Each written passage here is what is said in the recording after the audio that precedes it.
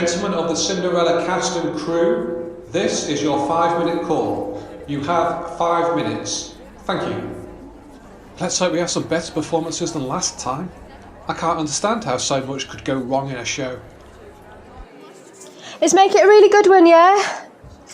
I just need a couple of minutes, then I'll be down. I honestly don't know why I agreed to do this again. It's not the greatest paid panto, and the whole place is crumbling to bits.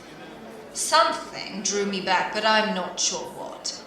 Playing the Wicked Stepmother instead of Cinderella, maybe, is... It ain't as if you have what it takes to still be playing these roles. I'd gotten well sick of playing Cinderella through year after year.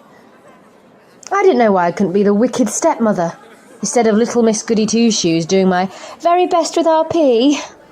You want something that requires some actual acting talent, dear. I played Juliet in my youth, and my tragic dying was very much remarked upon.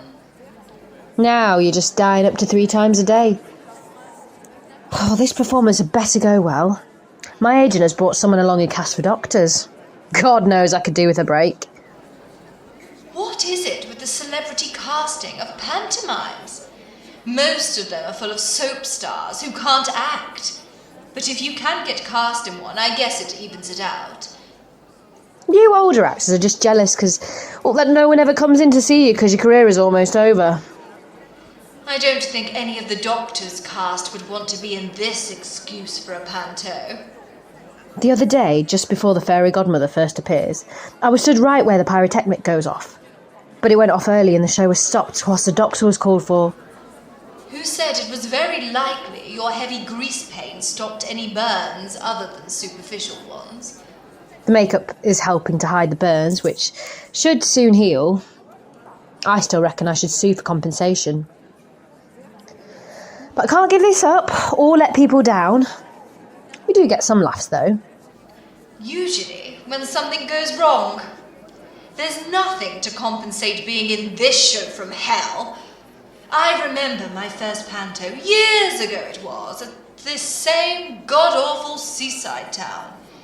And now it's back here, still scrabbling around for applause and laughs. Not that you get many. Even a skilled trained actor like myself can't breathe much life into this rubbish. A skilled, trained actor. I studied at RADA, not one of these fly-by-night youth theatres that don't seem to teach anything much at all. At least I'm not like some older actors, who go around trying to give notes to my fellow performers about projection. You try to milk every last drop of drama from every scene, and there's so much self-indulgent upstaging going on. It's no wonder the show keeps on overrunning. The way you insist on enunciating every last syllable. It's no wonder the kids reckon you belong in a different era. It doesn't help that the director is having her wicked way with buttons. So he goes on forever and she won't say anything to him. It doesn't help that Buttons is usually half cut before the start and can't remember his lines. It's no wonder when he's got so many of them. God knows what the writer was thinking when he wrote it. Any decent director would have insisted on junking about half of it. The jokes were ancient then, and it gives younger ones far too much time messing about with business. Get on with it. I couldn't understand for ages why the director didn't insist on it being cut down. But apparently, before he wrote this, the writer had been on a one-hit wonder with something else and had written it into the contract that the panto couldn't be changed without his say-so. The writer left the proceeds in perpetuity of his first and only play to the theatre, so long as his panto is regularly revived. I think it was some kind of sick joke myself. The theatre's never that keen on putting it on. I think there's some kind of curse attached to it. One actor I know refused to work here ever again, as his nerves were so frayed by the end of the panto. The theatre's never been keen on putting it on, as it has some kind of strange effect on everyone. But nothing happens when anything else is staged. I keep having a strange flashback to moving something. I really must stop talking out loud like this, but it's almost as if... He never wrote another thing afterwards. Well, nothing that was performed anyway. He got so sozzled one night that he tripped over and fell over the balcony and broke his neck. I heard he met with a horrible accident. Then there was the time when I was floundering for a line and the wicked stepmother wouldn't rescue me just because she thinks I get more attention. But you got your own back for that. When you had to describe me to the prince, you said I was short and dumpy with a wig. The stagehand swears he didn't set the pyrotechnic off early. Gave me quite a fright, though. Ladies and gentlemen of the Cinderella cast and crew, this is your Act 1 beginner's call. Ow! That really hurt. I just got a massive static shock. Does anything work properly in this damn theatre?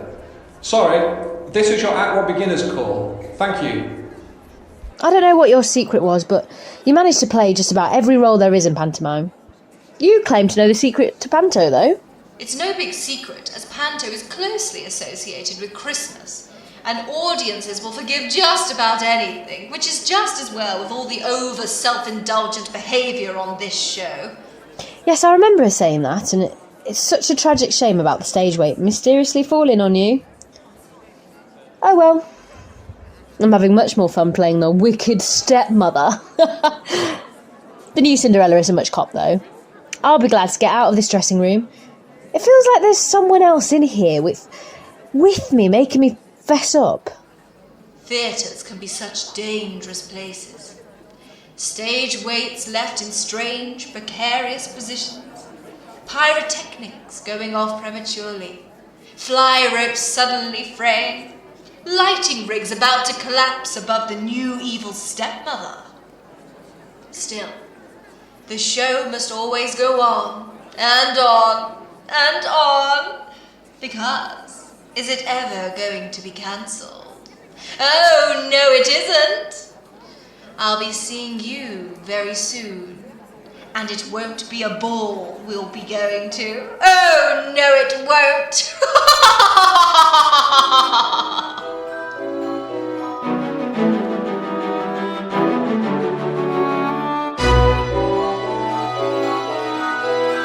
Wicked Cinderella, written by Benjamin Peel. The role of Cinderella is performed by Ariana Ramkalawan, the Wicked Stepmother by Vicky Wilde, and the Deputy Stage Manager by Benjamin Peel.